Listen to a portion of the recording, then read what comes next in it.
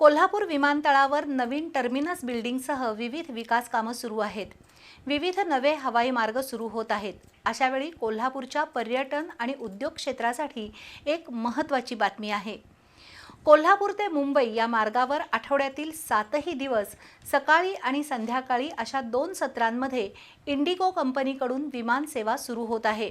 29 मार्च पासून कोल्हापूर ते नवी मुंबई विमानतळ या दरम्यान इंडिगोकडून नवी सेवा सुरू होत असल्याची माहिती खासदार धनंजय महाडिक यांनी दिली। कोल्हापूरकरांसाठी एक आनंदाची बातमी। आता आठवड्यातील 7ही दिवस सकाळ आणि संध्याकाळच्या वेळेस कोल्हापूर मुंबई हवाई प्रवास करता येणार आहे।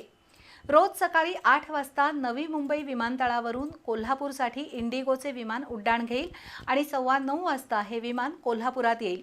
त्यानंतर सकाळी 9:35 कोल्हापूर विमानतळावरून उड्डाण घेतलेले विमान नवी मुंबई विमानतळावर 10:35 पोहोचेल। तर संध्याकाळी 7:20 नवी मुंबई विमानतळावरून उड्डाण घेतलेले विमान 8:30 वाजता कोल्हापुरात येईल आणि त्यानंतर 8:50 कोल्हापुरातून सुटणारे विमान 9:50 नवी मुंबई विमानतळावर उतरेल।